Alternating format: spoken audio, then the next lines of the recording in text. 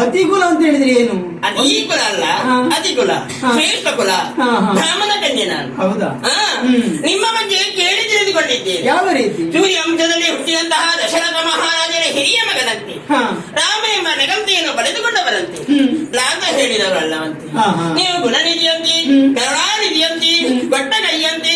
ನಿನಗೆ ಹೇಳಿದಾಗಿತ್ತು. ಏನು ಸ್ವಾಮಿ? ಕೊನೆಗೆ ಹೇಳಿದಿಲ್ಲ ಅದನ್ನು. ಕೊಡುಗೈದಾನಿಯಂತೆ. ಹಾಗೆ ನಿಮ್ಮ ಬಗ್ಗೆ ಎಲ್ಲ ಸಂಗ್ರಹ ಮಾಡಿಕೊಂಡು ನಾನು ಬಂದದ್ದು. ನಮಗೆ ಬೇಕಾದ ಕೆಲವು ವಿಷಯಗಳು ಸಂಗ್ರಹ ಮಾಡಬೇಕಾಗ್ತದೆ. ಹೌದು, ಅದಕ್ಕಾಗಿ ಸಂಗ್ರಹ ಮಾಡಿಕೊಂಡು ಬಂದದ್ದು. ನನ್ನನ್ನು ಸರಿಯಾಗಿ ನೋಡಿಯಂತೆ ನೋಡಿ ನಾನು ಹೇಗೆ ಕಾಣುತ್ತಾ ಇದ್ದೇನೆ?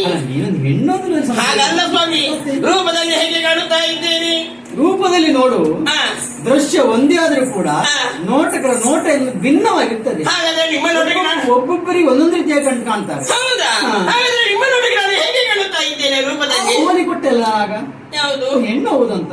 ಅದು ಹೆಣ್ಣು ರೂಪದಲ್ಲಿ. ರೂಪದಲ್ಲಿ ಚಂದ ಚಂದ ರೂಪದವರು ಇದ್ದಾರೆ ಅಂತಲ್ಲ, ಅವರಲ್ಲಿ ಯಾರಾದ್ರೂ ಒಬ್ಬರು ಹಾಗೆ ಯಾರು ಆ ರೀತಿಯ ಆದ್ರೆ ನಾನು ಬರುವಾಗ ಕಾರಣದಾರಿನಲ್ಲಿ ಕೆಲವು ಋಷಿಪತ್ನಿಯರೆಲ್ಲ ನನ್ನನ್ನು ನೋಡಿ ಹೇಳುವುದು ಅಗೋ ರತಿ ಎಂಬುದಾಗಿ. ಹಾಗಲ್ಲ, ಅಗೋ ರತಿ ಹೊರತಾ ಇದ್ದಾಳೆ ಎಂಬುದಾಗಿ. ರತಿ ಬಂದಿದ್ದಾಳೆ, ರತಿಯ ಹಾಗೆ ನಾನು ಕಾಣುತ್ತಾ ಇದ್ದೇನೆ. ಹೌದಲ್ಲ? ಹಾಗಾದ್ರೆ ಇಂತಹ ರತಿಯನ್ನು ಮೆಲ್ಮತಬೇಕಲ್ಲ. ಹುಡುಕು ಸಿಕ್ಕಿ ಹುಡುಕಾಡಿಕೊಂಡೆ, ಎಷ್ಟು ಕಡೆಗೆ ಹೋದಿ ಗೊತ್ತಿಲ್ಲ. ಹುಡುಕಾಡಿಕೊಂಡು ಎಲ್ಲಿ ನೋಡಿದರೆ ಅಲ್ಲಿ ನನಗೊಪ್ಪುವಂತಹ ಪುರುಷರೇ ಸಿಗ್ಲಿಲ್ಲ.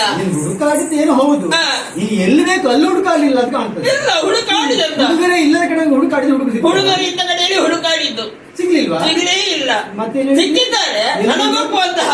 ಎಲ್ಲಿ ನೋಡಿದರಲ್ಲಿ ಗೊಪ್ಪುವ ಜನರಿಲ್ಲ. ಇಲ್ಲ. ಮದನನ ಪಟ್ಟದ ರಾಣಿ, ಮದನ ಪಟ್ಟದ ರಾಣಿ ಮೊದಲೇ ಬಂದು